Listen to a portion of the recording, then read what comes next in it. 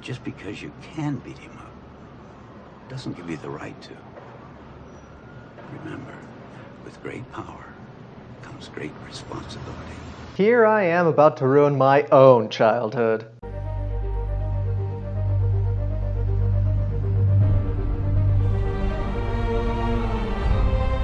What's up, guys? I'm a son of Benedict. We all know that Spider-Man's motto is, with great power comes great responsibility. Because, for real, it's been ingrained into our heads so many times that we keep reliving Uncle Ben's death every couple of years. But it's these words that keep Peter Parker / Spider-Man going. This is what he lives by. But the question I want to ask now is whether or not Spider-Man is actually a responsible person. No, he isn't. Every person I've talked to about this idea has said no. But the reasoning as to why may surprise you. One of the biggest selling points of Spider-Man as a character is that he's more relatable than most superheroes. In many versions, he's an awkward, nerdy teen trying to find his way in the world. Getting spider powers doesn't help this awkwardness at all. Older versions of Spider-Man depict him struggling to hold down a decent job and maintain relationships. But it's precisely because Spider-Man is relatable that makes a responsibility problem come up. Let's get back to the question at hand with regards to the PS4 Spider-Man. Peter Parker and Spider-Man have different responsibilities. Peter has a responsibility to his employer, his landlord, and Aunt May. Peter has also made personal commitments to the homeless shelter Feast and to Mary Jane.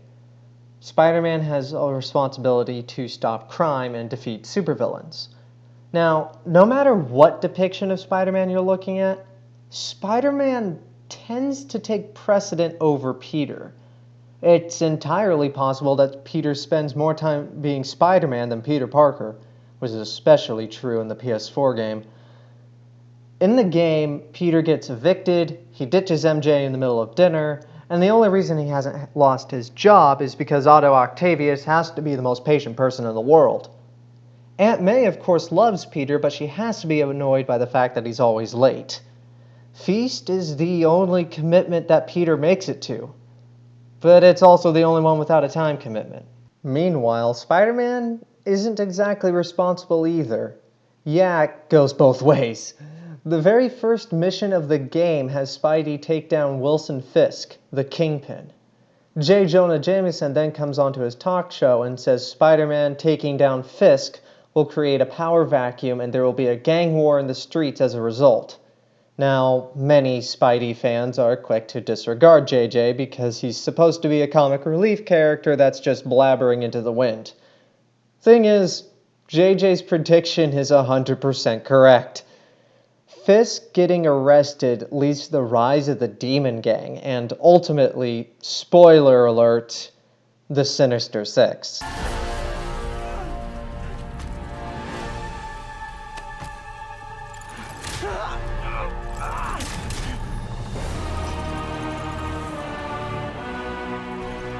All the problems in the game can be traced back to the Fisk takedown.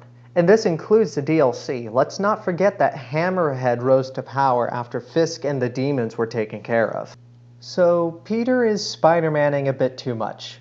He's not paying his rent, he should lose his job, Spider-Man created a gang war, and MJ's frustrated that he always has to go and never has time for her. Not a great track record. But I can hear some people saying that Spider-Man is doing a great service for New York, ultimately reducing crime and saving countless lives. Peter is willing to suffer if it means that others can be saved. But Peter is not the only one suffering as a result of him missing commitments. Octavius, left alone, turns into Doc Ock. MJ feels emotionally abandoned even though she knows he's Spider-Man. And his landlord is losing money having Peter live there. He's missing these commitments because he's stopping every crime as Spider-Man. I don't just mean every crime he sees, I mean every crime. He's got the police radio feed going directly into his phone, so every time a crime occurs, he knows where it is and can go and stop it. But should he? Does he have to stop every crime? This is where the line "with great power comes great responsibility" comes in. Peter thinks it means that Spider-Man has to stop as much crime as possible. It doesn't. The police can handle it. Spider-Man inherently does not believe that the police are competent. In a way, Spidey has a superiority complex, thinking that he has to solve every crime in New York.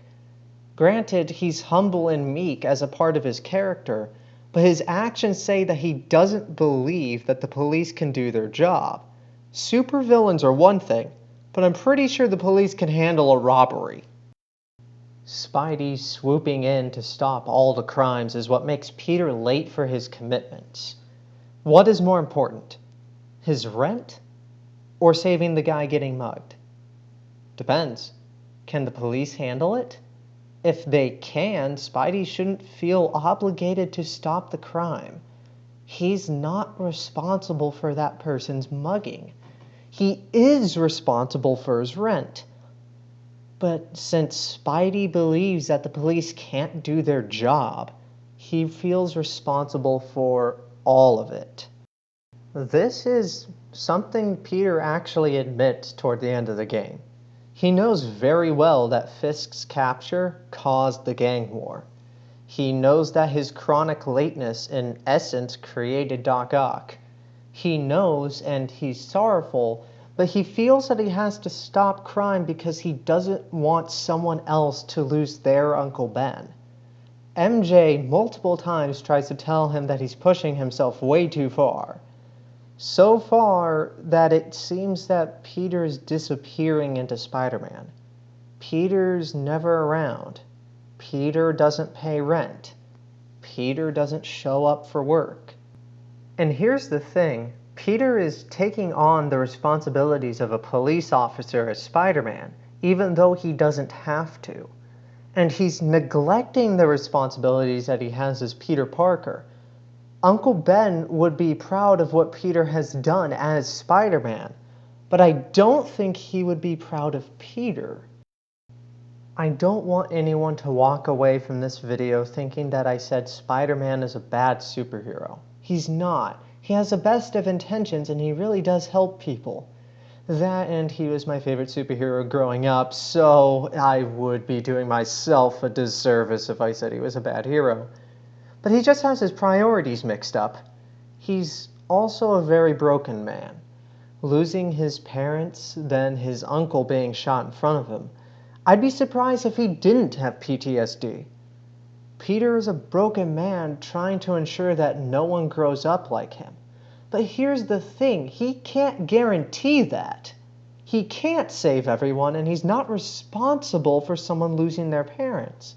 Spider-Man can't be everywhere at once. However, Spider-Man can help one person. That person that he saves could find a cure for cancer or become a police officer and help Spidey. That person could be someone like Miles Morales, the next Spider-Man. By the way, the game is very aware of this. I guess someone needs to remind Peter of Feast's motto. If you help one person, you help everyone. Saint Benedict and Saint Scholastica, pray for us. Before signing off, I'd like to point out that there's a lot more that can be said about Spidey and responsibility, but the script was getting really long. There's more to say, and I look forward to seeing some of those things in the comments. Also, I do truly believe that the motto of Feast, in conjunction with Uncle Ben's famous line, is the message of the game. Let's help one person at a time instead of trying to save the world all at once.